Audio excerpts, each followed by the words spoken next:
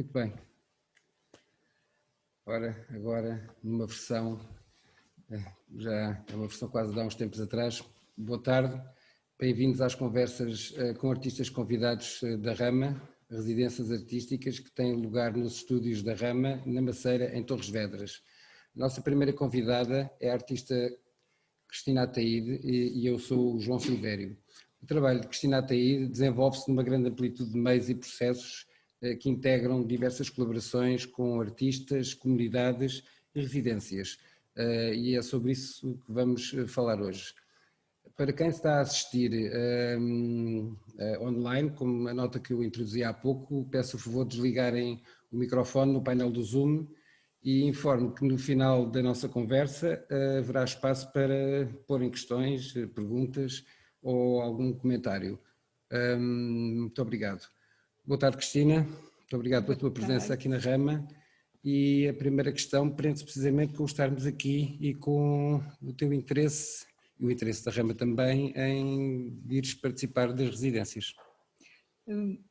Eu agradeço este convite, poder participar, desta vez não de uma forma de estar dentro da residência, mas contactar com a artista que está neste momento em residência e podemos conversar, trocar ideias, eu partilhar as experiências que já tive e de alguma maneira também poder caminhar com ela neste espaço extraordinário aqui da Maceira e à volta da Maceira, de forma a descobrirmos um território muito interessante, ainda muito genuíno, que tem a ver com Portugal muito rural e que não tem a ver com a cidade onde nós normalmente habitamos, ou muitos de nós habitam. E esta partilha, eu penso que foi muito interessante falar com a Sílvia Palini, foi muito interessante e gratificante, porque de alguma maneira ela mostrou-me o seu trabalho, mostrou-me as suas aspirações e o que os projetos que ia fazer, e eu tentei partilhar também as minhas experiências e também perceber como é que era o território e andarmos, não trabalharmos dentro do ateliê, mas sim usar a paisagem, usar a natureza como um meio de trabalhar. De certa forma, isso vem um pouco na esteira, já vamos ver algum do teu trabalho desenvolvido em residência, mas vem na esteira do que tu tens feito em residências que também não têm sido propriamente sempre em cidades. Quase nunca em cidade, cidades. Aliás eu prefiro sempre quando elas não são em cidades. Fiz uma em Nova Iorque, mas tinha... Pois eu quase nunca escolheria aí mas de qualquer maneira também tinha um grande jardim. Mas eu prefiro, realmente o meu trabalho é muito virado para além da natureza, também com as comunidades e tentar interagir com elas e percebê-las. Portanto, o meu interesse pelas residências é uma forma de viajar. Eu gosto muito de viajar, sou talvez uma viajante compulsiva, mas não gosto de me sentir turista. Gosto de conseguir entrar dentro de um espaço, de uma nova situação e articular-me com ela. E, aliás, um dos processos de trabalho que eu faço é chegar a um local e tentar limpar os filtros que tenho, que todos nós temos, e olhar para o lugar, olhar para comunicar e tentar conhecer as comunidades e depois a partir daí criar algum trabalho. E talvez daí achem que os meus trabalhos muitas vezes são muito diferenciados, porque cada lugar... Cada contexto e cada cultura exige que tu tenhas uma resposta do ponto de vista da criação mais... diferente. Sim, ou desafiante até em relação ao lugar onde estás. Exato. Antes de começarmos a ver uma série de imagens e de registros das residências que tu fizeste, há uma questão que eu te queria pôr, haverá mais uma ou outra, mas há uma questão que eu te queria pôr, que é a palavra escrita é um instrumento, ou digamos que é mais um meio de trabalho que acaba por estar muito presente em muitos dos processos de trabalho que tu desenvolveste, em peças de maior, de menor dimensão. Como é que essa questão da palavra ganha importância, já ganha importância há muitos anos no teu trabalho, não é? Mas quando estás em contexto de uma nova comunidade, ou seja, acaba por surgir sempre uma pequena frase, às vezes uma frase com um caráter mais político, outras vezes mais poético, mas isso é digamos que um dos meios que vai estando a par da accrochage, do desenho, da instalação. Queres dizer um pouco sobre isso? A palavra surgiu porque, para mim, fazer listas tem sido uma constante. Faço listas de muitas coisas, porque a lista é quase uma maneira de eu conseguir fazer, digamos, quase que um índice daquele momento e também, como é a escrita, também passa a ser uma memória. Portanto, eu comecei a fazer listas. A primeira foi uma lista muito difícil, que se chamavam Mortes Desnecessárias, e teve a ver com as mortes que houve em Luanda. E eu captava... Estamos a falar numa data de 1990 e qualquer coisa. Esta lista era para um trabalho específico em que essas mortes iriam cair, era no Panteão, e tinha a ver com um trabalho muito específico, e por isso eu fiz essa lista. E a partir dessa lista eu comecei a fazer listas sobre tudo o que me tocava, o que eu precisava, o que eu queria. Uma delas, talvez um pouquinho inusitada, foi uma lista sobre o que eu comia, o que eu como, porque eu achava que se percebesse o que comia, modificava aquilo, tomava mais consciência. Portanto, a lista é uma forma de tomar consciência das coisas e, neste caso de que tu falas das frases mais políticas, são depoiamentos que eu faço em certos sítios, que eu acho que é importante dizer o que penso naquelas comunidades e comunicar com elas dessa maneira. Muito bem, talvez seja a altura de começarmos a fazer uma parte da tua viagem, ou das tuas viagens. Para quem gosta tanto de viajar, eu também gosto de viajar, acho que todos gostamos de viajar, mas ter agora e temos aqui a colaboração do Francisco Bonifácio nestas partes tecnológicas que eu domino e que está o Francisco com uma destreza muito relativa. Muito bem, vamos começar por falar desta esta mais próxima, em 2010, não é? Bem, eu fiz mais do que estas, mas não podia também estar a ser exaustiva. Mas esta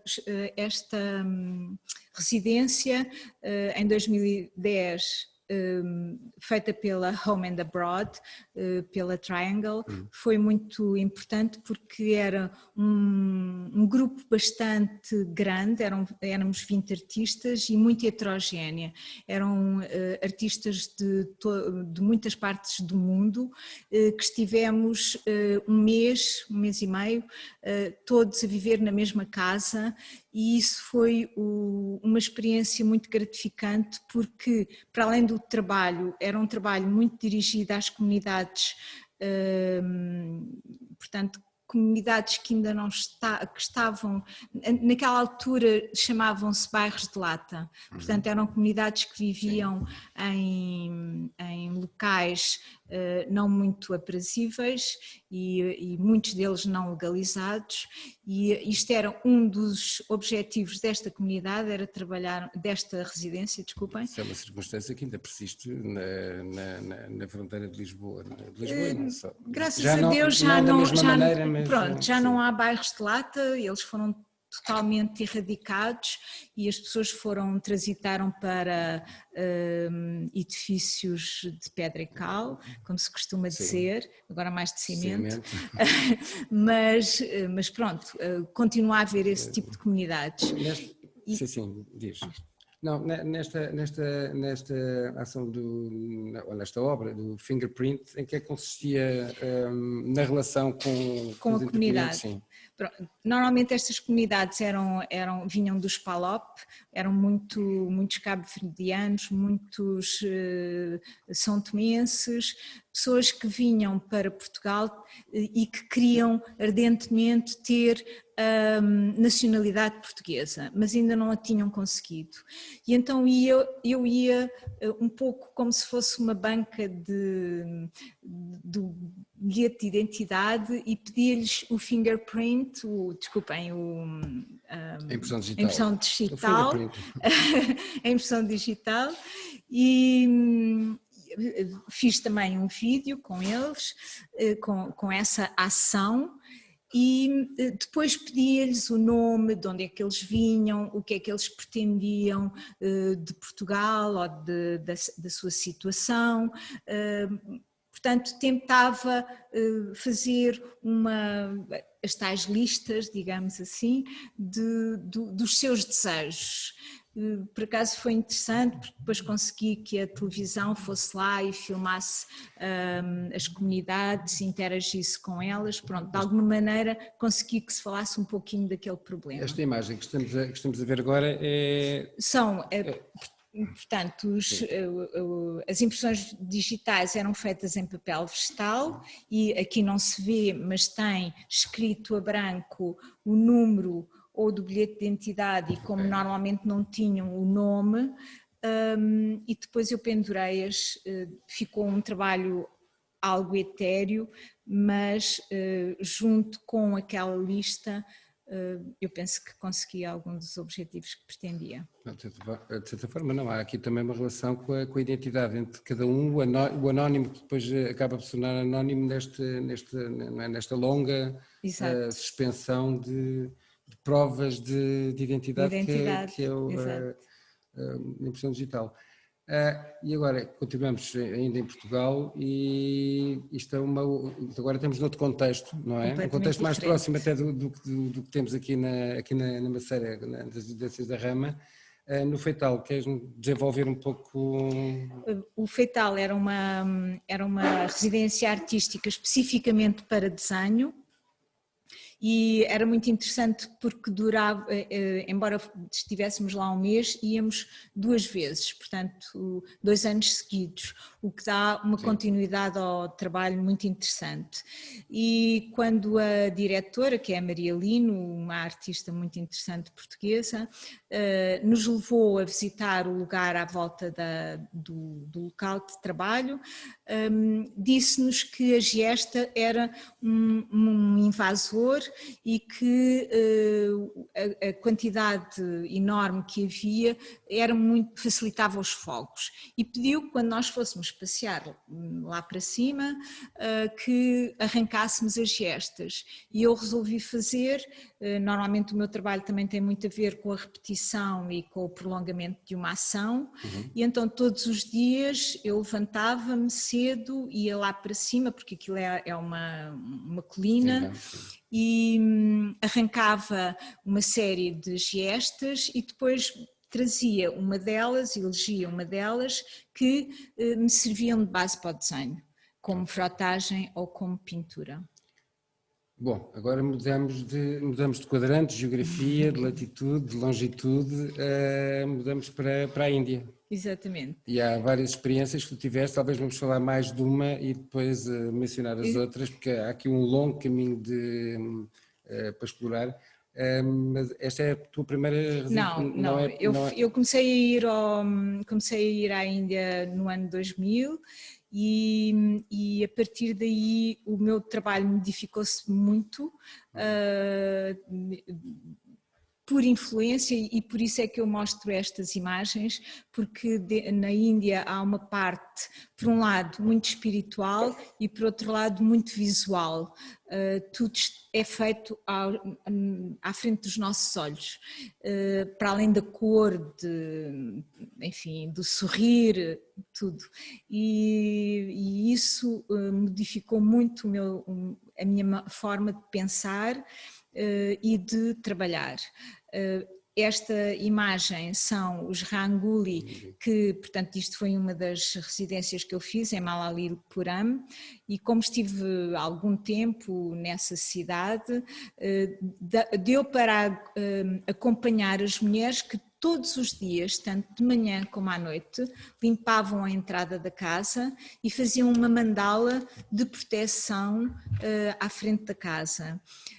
Essa mandala era feita com uma areia que podia ser branca, como vocês veem nestes desenhos, ou colorida. São desenhos extraordinários. Não é? Os desenhos são maravilhosos e são feitos, elas primeiro fazem umas pequenas marcações, sim, só para perceberem os intervalos, e depois desenham de uma maneira extraordinária, com uma facilidade e com uma leveza. Em que, sem prolongarmos também muito, mas de que forma é que isto influências surgem sempre, não é? Mas de que forma é que isto entrou depois no teu trabalho? Ou seja, por um lado, de que forma é que te afetou, digamos assim? Por um lado fiz vídeos desta situação específica que era o Rangoli, mas por outro lado, acho que o que me tocou mais foi a intensidade e a periodicidade com que elas faziam este desenho. Fazer parte do seu cotidiano, faz parte do seu modo de estar e do modo de viver. Exatamente. E, portanto, é uma forma, por um lado, de limparem a casa. Depois além de fazerem o desenho, este desenho traz-lhes proteção, e isso foi muito importante também para a minha consciencialização, também, não sei se posso dizer espiritual, ou de alguma maneira. Creio que sim, porque tudo isto tem um lado muito espiritual e muito simbólico muito simbólico. E o facto de ser feito diariamente, não é? E é um ritual, é muito interessante ser este ritual cotidiano. Aqui passamos mudamos de geografia na Índia, não é? Aqui passamos para Varanasi e para Sarnath, que é muito perto de Varanasi, e que é um local muito importante para eles, porque é o sítio onde o Buda fez o seu primeiro discurso público. E Varanasi é uma cidade sagrada onde as pessoas vão, por um lado, querem morrer em Varanasi porque quebra o ritmo das encarnações, e por outro lado o Ganges, como rio sagrado, limpa. E a outra coisa extraordinária é que tudo se vê neste rio. O rio participa da vida deles. Estas imagens é que o rio participa e tu participaste do rio. Exato. Fala um pouco destes desenhos. Mais uma vez, nesta residência, o que eu fiz foi, para além de tentar perceber o que se passava na cidade, tentar esvaziar e fazer qualquer coisa com o lugar em si. E, sinceramente, eu não sabia o que é que havia de fazer. Porque quando se está num lugar muito diferente, temos sempre medo de interferir ou de ser agressivos para... ser um intruso. Ser intruso, exato. Uma das coisas que eu tinha pensado fazer era pôr o papel porque aquilo tem escadarias, são chamados GAT, e eu tinha pensado pôr o papel para eles pisarem e a marca das suas pegadas, que normalmente andam descalços, ficar no papel, mas pensei, isto vai ser intrusivo de certeza, então resolvi meter-me num barco e andar pelo rio e fazer qualquer coisa, não sabia o quê. E quando meti o papel, para molhar o papel no rio, ele veio-me com esses lives, tudo o que é verde ali é é feito pelo rio, não fui eu que fiz. E eu fiquei extasiada porque os desenhos eram lindos, eu também trabalhava com montanhas, pareciam montanhas, e era o rio mesmo. E a única coisa que eu fiz foi secar um pouco a folha, como eles fazem com os tecidos, quando lavam a roupa ficam a secar para não molhar, para secar um pouco e não pingar a água. Eu fiz a mesma coisa, fiz a mesma ação. Sim, e depois explicaste o processo que eles usam. que eu via eles fazerem. E depois pus um pouquinho de pigmento. Estes pigmentos eles usam para pôr na testa quando vão ao templo, para mostrarem que estão santificados, ou para fazerem os puja, portanto para rezarem ao fim e ao cabo.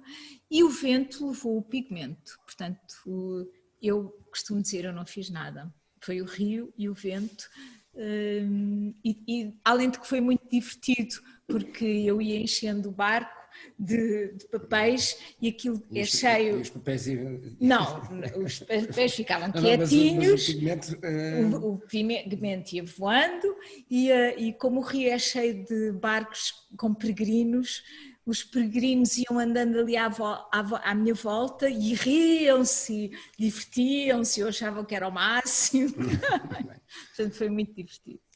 E esta imagem que estamos a ver... Estas imagens funcionam como fotografias. É trabalho fotográfico que tu fizeste para além do trabalho em papel. Sim, sim, sim. Eu faço sempre vários médiums.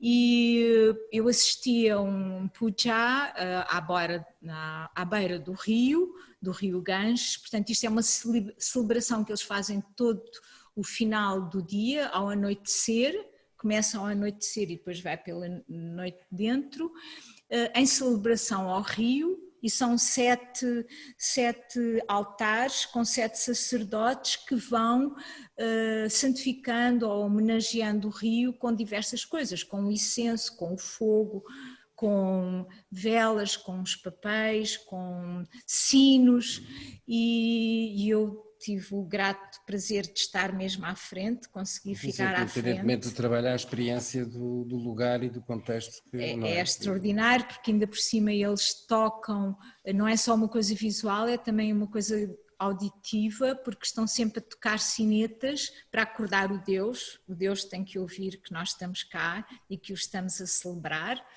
E então um Deus mais exigente, não é? É mais para o acordar, não é exigente, é só para o acordar, para ele saber que nós estamos a celebrar. Muito bem, isto é uma fotografia com pessoas com uma família.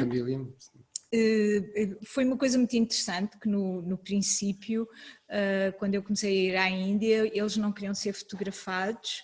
Isso era importante falarmos um pouco, sem demorar, mas isso era importante falarmos. Eu tento ser rápida. Na contradição entre o que era e o que passou. Exato. Aliás, na China eles achavam que ficávamos com a alma se os fotografávamos, e ali não sei se era pela mesma questão ou se por pudor não queriam ser fotografados. Quando começaram as máquinas digitais e se vê a imagem, eles começaram a pedir para eu os fotografar, para depois se verem na imagem. Portanto, pediam para eu fotografar e depois queriam ver. E depois começaram a pedir para eu me fotografar com eles. E eu fiz esta série de qualquer maneira ficámos com uma relação, e às vezes quando eles tinham e-mail eu depois enviava-lhes as fotografias, e daí fazer esse trabalho My Unknown Friends, porque de qualquer maneira estabelecemos uma relação uns com os outros. Agora voltamos um pouco para o lado de cá, para Portugal. Outra vez olhando para estas peças, que isto tem uma circunstância específica do que aconteceu na Madeira, e já falámos nisto antes da nossa conversa, há uma cor escarlate, vermelha, encarnada não, porque tu és clarã, portanto o encarnado não faz parte, mas esta cor e este tom é muito presente no teu trabalho desde há muitos anos. qual a importância de ser esta cor e podia ser outra, mas não é, é esta cor específica que está não só nas fitas que tu usas nas instalações, nos desenhos, como alguns que já vimos, pigmentos, etc. Ou até nestes toros de dimensão de grandes árvores. O vermelho ou encarnado, como quiserem, ou o vermelho, como vocês quiserem, entrou no meu trabalho de uma forma, enfim, talvez inusitada, mas eu como escultora, a minha formação é de escultora e no princípio do meu trabalho eu praticamente só trabalhava com escultura. A cor, eu sempre achei que a cor não pertencia ao meu trabalho, ou seja, eu usava cores muito neutras, branco, preto ou cinzento, porque também trabalhava muito em pedra. Ou a pátina do bronze em alguma da tua escultura? Exato, sim. À época? Também, e a pedra pode ser muito bonita e por isso eu tentava usar pedras muito inócuas para que a forma, aquilo que eu queria dizer estava na peça e não na beleza da pedra. Era um pouco por isso que eu usava estas cores tão sistemáticas. Mas também usava nessa altura muitos ready-mades. Eu achava que não valia a pena criar novas formas, as formas existiam todas e portanto eu procurava objetos que de alguma maneira fossem importantes para aquilo que eu estava a trabalhar. E encontrei umas peças completamente extraordinárias, que depois vos posso mostrar nos catálogos que trouxe, que eram moldes para fundição em madeira, da Sorefam, da antiga Sorefam, e que tinham cores que eram umas cores muito específicas para eles saberem se estavam a lidar com o interior exterior e era... Sim, porque o vermelho, para além de ser a cor do sangue, nas ferramentas o vermelho geralmente assinala o sítio onde se pega na ferramenta, muitas vezes até por proteção do operário. Exato. Nas ferramentas manuais. E naquele caso era onde ia entrar a areia. Pronto. Okay. E eu, como, enfim, só trabalhava em preto e branco e não sei o quê, ia pintar o vermelho e disse assim, não, este vermelho, eu não posso, ele não pode desaparecer, porque é um vermelho tão importante. E comecei a pesquisar sobre o vermelho e realmente o vermelho é uma cor que tem tudo dentro de si. Tem os opostos, tem o ódio e o amor, tem a paixão, tem o afastar, tem o aproximar. Em países também é a energia feminina, a energia masculina. Na China, por exemplo, é o símbolo da felicidade. E eu pensei que, por outro lado, também é uma cor que está muito ligada também à parte feminina e depois tem a ver com a vida e com a morte, não é? Dentro do corpo é vida, é renovação, fora do corpo é a morte. E tudo isso me interessava, eu trabalhava muito com o corpo nessa altura. E no contexto deste trabalho, que isto também resulta de uma situação particular, trágica, especial. Não só o vermelho, mas estas peças que... Bom, isso agora tu falarás, porque tu que lá estivesse em residência e a trabalhar... Esta residência foi uma residência muito específica depois do cataclismo que houve na Madeira em 2010, em que morreram imensas pessoas, portanto depois de uma enxurrada enorme, e que foi destruída, a paisagem foi muito destruída. E o presidente da Câmara de São Vicente deu, portanto, luz verde a esta residência com a condição de que nós trabalhássemos com os despojos que tinham sobrado ou que tinham chegado a São Vicente. Ao mesmo tempo é uma responsabilidade moral e ética terrível. Difícil. Muito forte. Foi muito forte, porque realmente estava tudo muito destruído.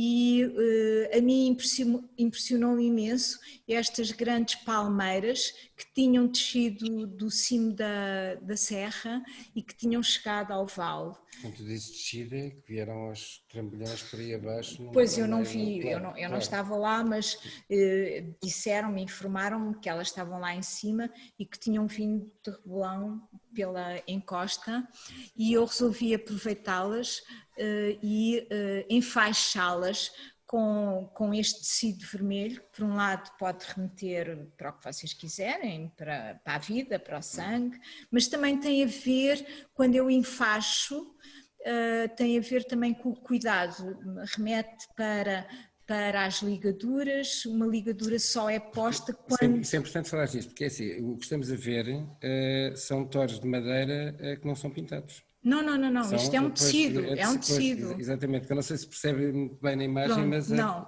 temos descrição técnica, era importante salientar isso.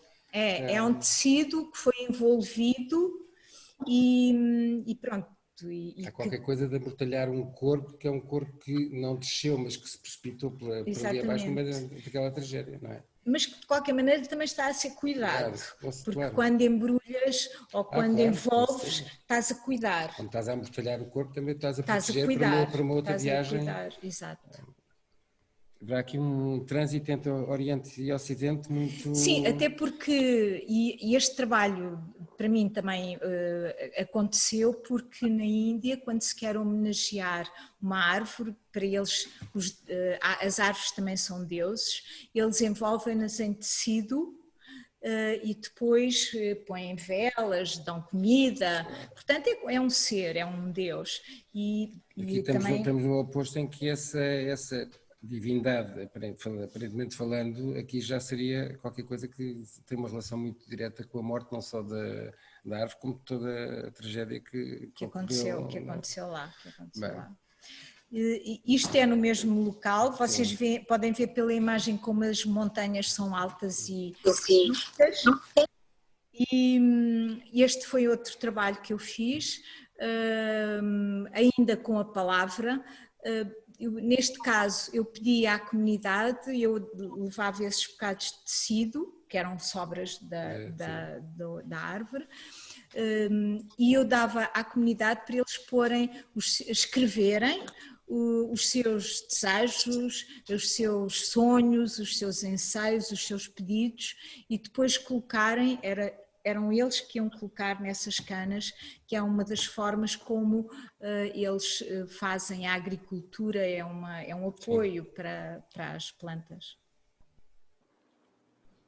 E aqui saltamos no Atlântico para Marrocos. Agora vamos para Marrocos.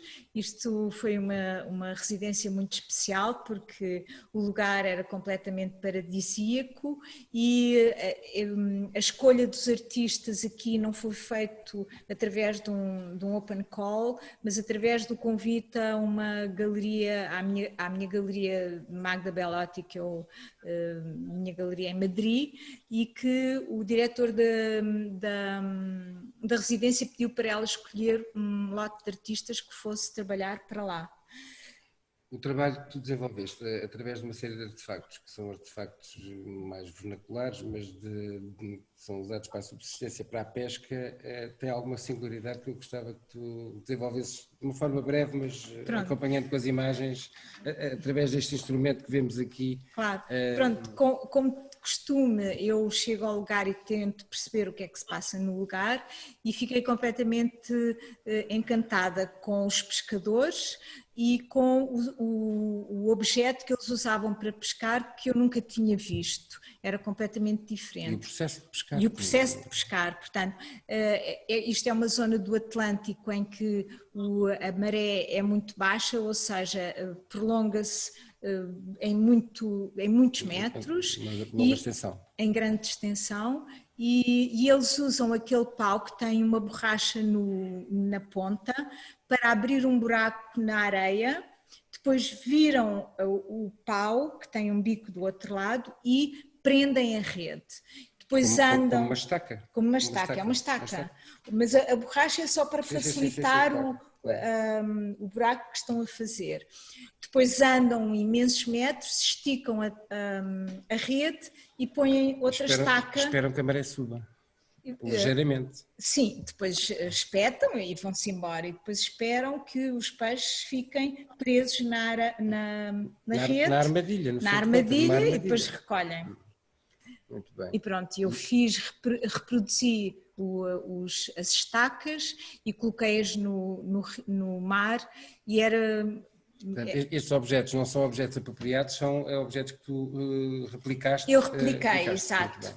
Eu Okay. repliquei e depois fiz um vídeo com o movimento da água a ir e vir. Bom, e agora continuamos o nosso périplo atlântico por Cabo Verde. Aqui há uma relação muito mais próxima com a comunidade e muito mais próxima até com o universo escolar e com estes desenhos que não são desenhos da tua autoria, não é? Não. Portanto, eu, para além da residência, onde eu fiz um trabalho pessoal, fazia parte da própria residência o fazer workshops com as escolas do lugar, perto do lugar onde nós estávamos, que era em São Vicente. E eu fui à escola do Madeiral e comecei a trabalhar com as crianças e uma das coisas que eu lhes... Para já levei papéis grandes, que é uma coisa que eles também não estavam acostumados a usar, e depois pedi-lhes para eles trabalharem com a sombra uns dos outros e os desenhos que surgiram, um deles, por exemplo, foi esses desenhos. E para além disso pedi para eles também usarem os materiais que estavam à volta, sim. As terras, as pedras, etc. Bem.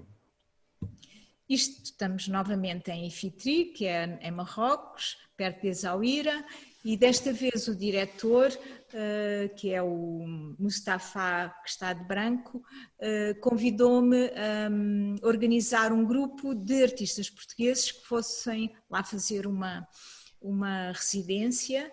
Eu levei levei 3, e com um amigo 4, e fizemos uma residência que foi muito estimulante, porque cada um tinha um processo de trabalho muito diferente e diverso do outro.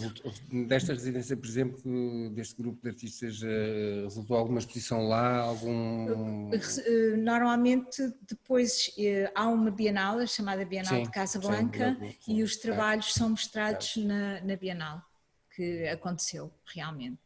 Isto sou eu a trabalhar nos ateliês, os ateliês são ótimos e isto é um hotel 4 estrelas e eu trabalhei com materiais de lá, isto é um cesto que eles usam nas feiras para vender objetos e eu construí uma peça com esses elementos, para além de trabalhar com os pigmentos, com a água. Depois com esta ideia de eclipse que aparece aqui, não é? Pronto, eu já estava a trabalhar com o eclipse e isto é só pigmento e água, mais nada, e portanto enfim, é um desenho que eu faço com essas matérias. Isto é o trabalho realizado noutra residência em Marrocos, portanto o Marrocos tem sido muito generoso contigo com as residências, também temos que dizer aqui, não é? É que eles começam-se a conhecer uns aos outros. Claro, perdão. E convidam. Mas isto já resulta num trabalho instalado num espaço diferente e numa outra escala de uma série de trabalhos que tu tens apresentado ao longo dos anos, já com uma extensão no espaço e uma pendência, não é? Que foi, a partir de um dado momento isso começou a aparecer no teu trabalho. Exato. Isto é um... Fala, porque isto tem a ver com tu teres feito uma fotagem do lugar, não é? Um registro, uma memória do lugar no próprio desenho. Pronto.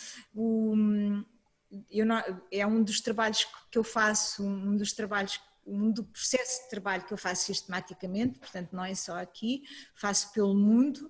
Onde vou, normalmente tento frotar a superfície do mundo que está à minha volta. Pode ser um templo, pode ser uma praia, pode ser uma pedra. Aqui, isto é em Asilá e foram os portugueses que construíram a Asila, e foi por aí que eles entraram para tomar Marrocos. Sim. E eu resolvi, e havia muitas marcas de construção portuguesa, portanto percebia-se que nós tínhamos estado ali. E eu resolvi frotar o chão e depois tem um desenho vermelho que talvez se consiga perceber, aqui não se percebe muito bem, mas há uma casa, há uma memória de uma casa sem portas e para além disso há uma série de, a tal lista com uma série de afirmações que eu escrevi e que seriam para ser lidas pelas pessoas. Já estamos a ver. Mas aqui, voltando ao uso da palavra, há aqui algumas palavras, há aqui algumas frases, algumas que são declarações mais gerais, je suis un être politique, mas há uma outra em português que diz, eu não uso véu. Eu não uso véu. E não estava só em português, também estava em francês, porque eles falam muito francês, sim. E estava em diversas línguas. E realmente essa frase é uma frase para eles difícil, porque... Quase meio Exatamente, aliás uma senhora entrou lá de véu e começou a ler e quando chegou eu não uso véu, virou as costas e foi-se embora, portanto quer dizer que tinha sido tocada de alguma maneira. Acho que ainda poderíamos falar de uma ou duas residências tuas, principalmente esta aqui, mais da tua passagem também pelo Brasil, como esta no Recife. No Recife foi também uma residência interessante com 15 artistas e passava-se tudo nós tínhamos que trabalhar nos locais públicos de transporte e eu escolhi a estação central do metro e propus-me fazer um cubo, ou melhor 4 paredes brancas e pedi às pessoas para se encostarem ao cubo, portanto aos passantes, aos utentes do metro, se não quereriam que eu lhes fizesse a sombra, a imagem. Portanto, eles encostavam-se ao cubo, eu desenhava a sua sombra, mais ou menos, e perguntava o nome, escrevia o nome, fazia as características, se eles tinham óculos ou carteira ou não sei o quê, e depois trocava por um pequeno desenho com uma frase também comportamental. E houve uma situação muito engraçada que uma das frases era ponha o lixo no contentor, qualquer coisa no género, e o senhor virou-se para mim, ponha, quem põe são as galinhas, muito indignado. Isto és tu a desenhar uma das crianças. Exato.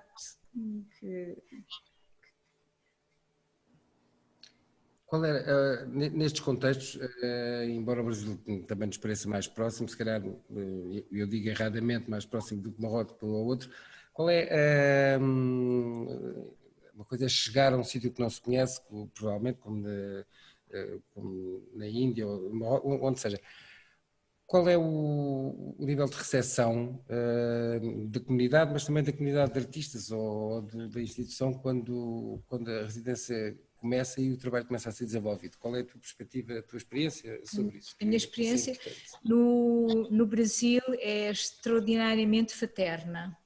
É muito, por um lado é facílima, eles recebem-nos muito bem e as pessoas estão disponíveis, como vocês veem, havia sempre assistência, havia sempre pessoas a verem, a tentarem interagir comigo, a falar comigo, a perguntar coisas, portanto eu acho que são muito mais abertas do que nós e para além disso têm uma maneira de falar e de se dirigirem muito afável, simpática e portanto eu adoro trabalhar lá e é muito fácil trabalhar lá. Não sei se tu ainda tens aqui um itinerário longo, mas não sei se... Passavas à frente. Não, passava à frente, mas há uma aqui em particular que eu gostava de falar, então... que era esta, passando do Brasil para a Alemanha, para um contexto diferente. E esta eu penso que era importante falarmos, porque há aqui uma série de questões.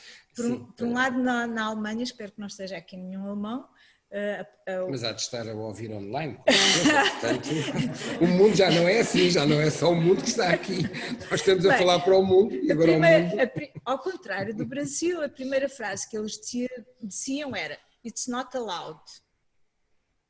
Pronto. Quer dizer, eu passava a vida a fazer coisas que não era nada allowed, não era nada permitido. Pronto, isso era... Mas acabaste de fazer alguma coisa. Isso era a primeira questão.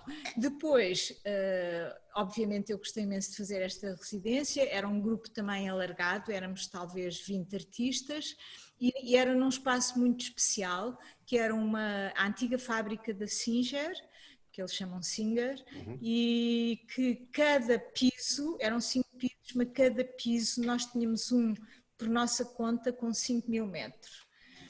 E 5.000 metros quadrados. É um espaço simpático. Era um espaço simpático. Podemos repensar o espaço da rama para dar um enquadramento. Além de que eram 5 pisos. Pronto, nós só tínhamos um. Não, ficamos com 2. Ok. E portanto, esse piso estava cheio de memórias das máquinas, do desgaste do tempo, das pessoas, de óleos, e eu achei que era muito interessante criar essas frotagens que eu faço no espaço. Voltas a um processo que já tinhas utilizado noutro contexto e voltas a uma escala também semelhante. Pronto, isto era um desenho com 50 metros de comprido. A proporção do espaço. Claro, 5.000, tinha que ser 50.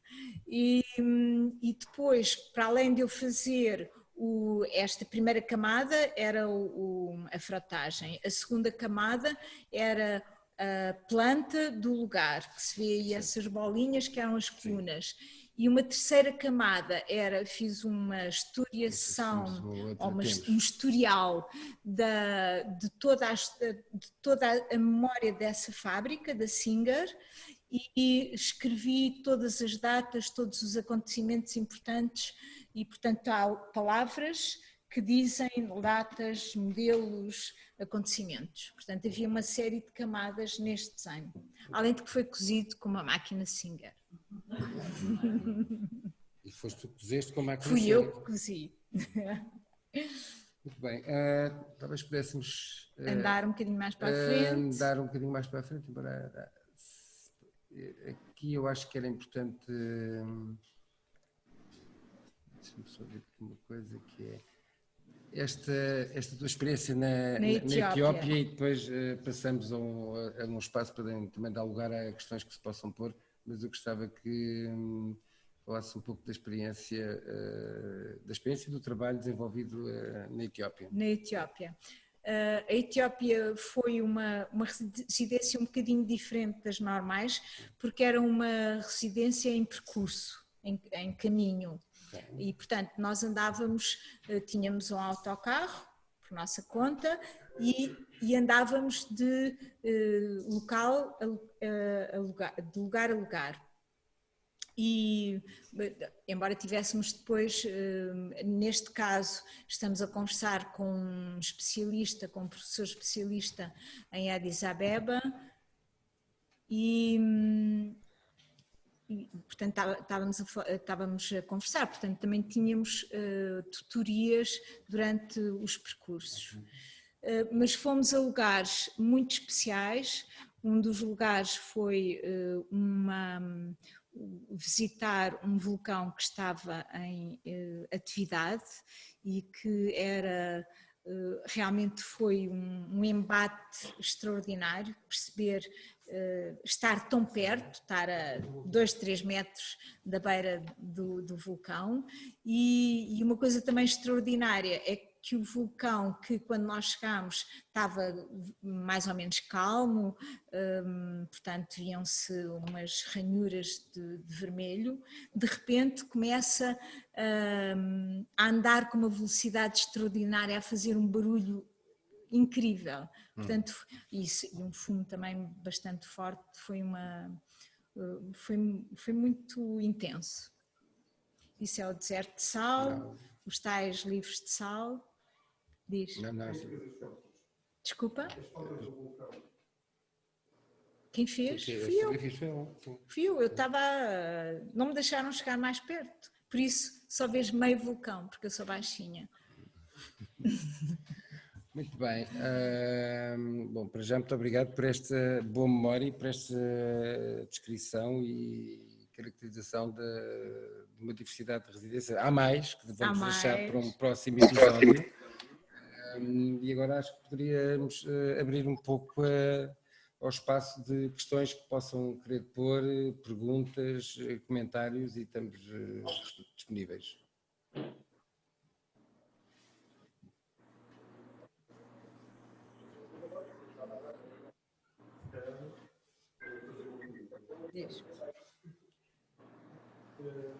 Mas vais fazer por aqui? Faço aqui uma pergunta. Pergunta de estúdio. Uma pergunta de estúdio. Que tem a ver com esta relação de tempo. Como é que te explicar? O tempo que tu altera-se quando tu vais para um sítio novo. Não é? Quando vais para um sítio novo, há um tempo diferente. Porque quando estamos no mesmo sítio e estamos a criar, está num contínuo, não é? Há umas paragens, parece que é um processo que está em contínuo. Mas quando fazemos uma mudança tão radical, deve ser, para um ambiente totalmente diferente, esse tempo altera-se. Se não queremos, há uma interrupção de tempo, né? De criação, há um isso cá para ti é entusiasmante. Nós vemos que envolves-te sempre bastante no trabalho e precisas dessas mudanças, né? De sítio. Mas o tempo também altera-se. Isso é um problema? Não. Como é que tu lidas com isso? Não é um problema. O que eu acho é que o tempo prolonga-se. Um dia na Etiópia é uma semana em Portugal. Portanto, é tudo tão intenso. Sim. É tudo tão intenso, acontecem sempre tantas coisas, vemos tantas coisas diferentes que o tempo dilata-se e eu pelo menos consigo fazer imensas coisas e tento aproveitar o mais possível todos os minutos, desde desenhar no autocarro, se for de autocarro, ou de camelo, ou de mota, ou onde for, portanto vou desenhando a paisagem. Aliás, eu depois trouxe uns livros de viagem que depois podem ver. Usar os materiais dos sítios onde eu estou, portanto, usá-los para eles incorporarem o trabalho que faço e contactar com as pessoas ou com as comunidades quando isso é possível. Portanto, o que eu tento fazer é tudo o que está à minha disposição, à minha disponibilidade, eu tento captar e trazer o mais possível e, portanto, normalmente faço trabalho lá, mas depois com aquilo que eu trago na cabeça ou na fotografia ou mesmo em matéria, depois fazer mais trabalho no ateliê. Continuar o processo, digamos assim. Parte do teu trabalho nos últimos anos nota-se que é bastante contaminado, no bom sentido, por experiências de outros lugares, de outros espaços, e que tu vais depois, além do que fizeste em contexto de residência, desenvolver-se, muitas vezes já com outra, digamos, com outra direção, mas cujo registro permanece, não é? Sim. Eu gosto muito de ser influenciada. Não sei se isto se percebe, mas gosto que aquilo que eu vejo, que eu sinto nos sítios onde eu estou, que de alguma maneira me modifique. Portanto, só faz sentido eu viajar ou andar. Isso corresponde a um lado de disponibilidade de entrega, porque senão claro, a influência não tem resultado, não tem eco. Claro, sim, mas eu quero mesmo estar disponível para essa modificação. Muito bem, esperemos que a Rama deixe uma rama em breve no trabalho que vais desenvolver. Faz. Posso fazer outra? Podes. Eu acho que é interessante também saber, a tua experiência, quando vamos para um sítio, também sentimos, quer dizer, não pertencemos àquele lugar. E há determinada coisas que fazer, mas ficamos um pouco. Primeiro queremos perceber se podemos fazer ou não. Né? estou a dizer porque pode ir contra algum costume, algum... Houve um ou outro caso, situação que Mexer a nas Cristina, mulheres que que nós achamos que são na nossa terra, podemos mexer à vontade, mas cá no lugar de outros, cá não podemos fazer. Eu acho que temos que ter muito... Falta de respeito. Eu acho que temos que ter muito cuidado e eu já me deparei com algumas situações. Uma delas foi muito interessante e foi em Varanasi, porque um dos trabalhos que eu fazia sistematicamente era deitar um pouco de pigmento encarnado e com água e deixá-lo escorrer e o meu trabalho era ir fotografando. E fiz isso num dos gatos do Ganges e veio um grupo de rapazes muito sério ter comigo. Eu tenho que explicar uma coisa, na Índia só os intocáveis é que podem lidar com sangue e vieram uns rapazes ter comigo com ar um bocadinho ofendido e dizer: porquê que está a fazer isso? Porquê que está a deitar esse pigmento? Eu disse: isto é um trabalho que eu faço. Mas isso parece sangue. Eu assim, não, mas pronto, mas para mim o sangue é uma coisa positiva. E eles viraram-se para mim e disseram: não, o sangue fora do corpo é morte. E eu fiquei sem palavras, sinceramente. Claro. E pronto, e percebi que realmente estava Pois é que o significado num determinado contexto pode não e não era, o mesmo não significava a mesma coisa noutro. Não é? Exatamente. E essa representação do sangue, que seria pigmento, não é? Mas seria uma representação, essa representação torna-se qualquer coisa que é agressiva para agressiva eles. e que é impossível de ser trabalhado mesmo na liberdade artística, que aí é importante perceber que a questão da liberdade artística aí ficou, digamos que, coartada. Não foi nada bem aceito. Claro. Outra questão, se calhar a continuação dessa do que estavas a dizer, quer dizer, também ao lado do transgressor, ao lado do transgressor neste ato artístico ou neste ato criativo, ao lado do transgressor, se calhar de saber que estás ali a pisar um risco, mas à mesma fase, tentando respeitar, tentando não criar uma confusão muito grande. Mas eu acho que o artista é um transgressor e eu acho que isso é um dos lados positivos do artista e depois tem que aceitar as consequências. Não me saí muito mal, mas pronto, eu acho que de qualquer maneira temos que estar disponíveis para que fazemos uma ação e depois temos que aceitar as consequências da nossa ação, não é? Mas eu, de qualquer maneira, eu tento ser respeituosa, tento perceber as regras e, sei lá, por exemplo, na Etiópia eu nunca fotografei nenhuma mulher, porque eu sei que há um desrespeito, eles não querem ser fotografados. Portanto, uma pessoa aceita as regras. Entre quem está online e quem está presente, alguém tem alguma outra questão? Eu até tenho, mas é mais uma questão sensorial. Eu não sei se isto ouve-se em... Sim, é melhor. É mais uma questão sensorial, propriamente do trabalho em si. Eu já estive a pesquisar acerca da Naked Depression, do Horta do Vulcão também. É uma zona, geologicamente falando, é muito baixa, muito, não é? Sim.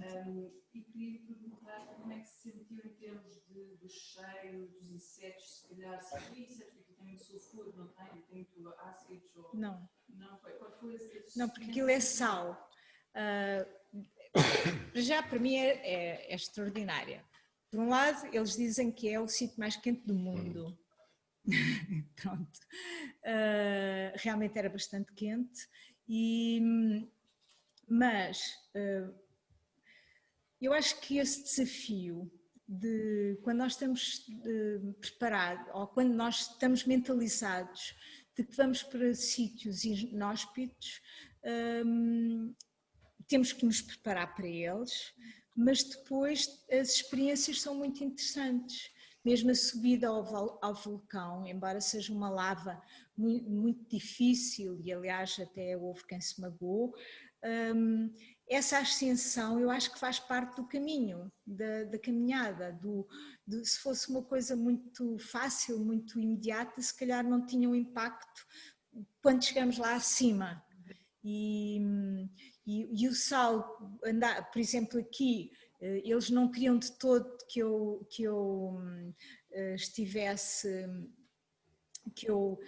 usasse aquelas águas, porque são águas sulfúricas e de potássio, e então eu lá os convenci que não me ia magoar. Eles diziam, mas já houve um turista que se queimou e não sei o quê. Não, eu consigo não me magoar e pronto, e consegui meter as folhas naquela água, o que é muito interessante porque a água, embora uma água colorida, as folhas vêm brancas e depois elas só começam a amarecer passado umas horas. E essa transformação é realmente extraordinária.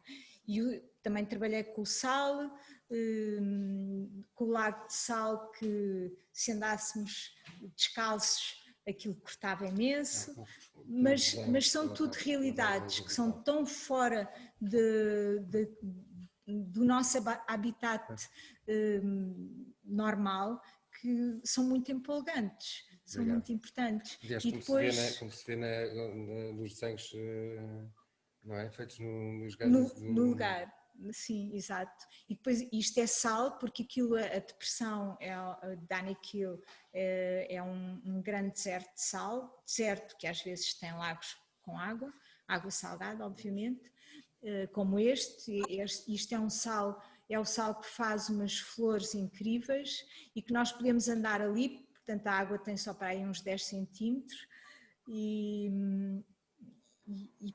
são situações muito até do ponto de vista interessantes e emocionantes. Do ponto de vista sinestésico, ou seja, físico ou psicológico, muito fortes, muito não é? Da sensação para o que vês, para o que... Claro, eu por exemplo fiz um livro de artista aqui neste lago, que era mergulhar todo o livro, e ele ainda agora se está a transformar, portanto o sal vai-se modificando e vai crescendo ao longo do tempo, e portanto são trabalhos que nunca acabam, que não, é quase como se estivessem sempre em processo. E é bom levar umas barritas energéticas, porque no fim de estar a trabalhar com 45 ou 50 graus claro. É melhor tomar qualquer coisita.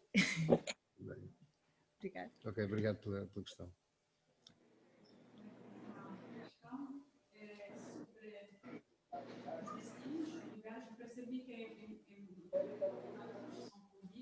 Sim, sim. Mas queria perceber também se há uma escolha ativa em algumas ocasiões do sítio, sim. E qual é o critério que te orienta?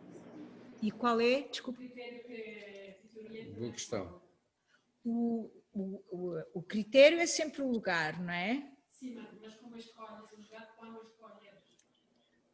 Portanto, normalmente eu, quando sou eu a escolher, escolho porque quero ir àquele lugar, como por exemplo na Amazónia, que foi um open call que eu fiz, era um lugar que me interessava muitíssimo trabalhar e portanto,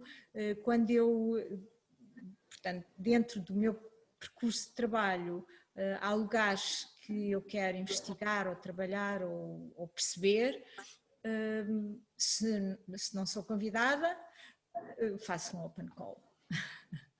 E pronto, e claro, nem sempre sou aceito, como é óbvio.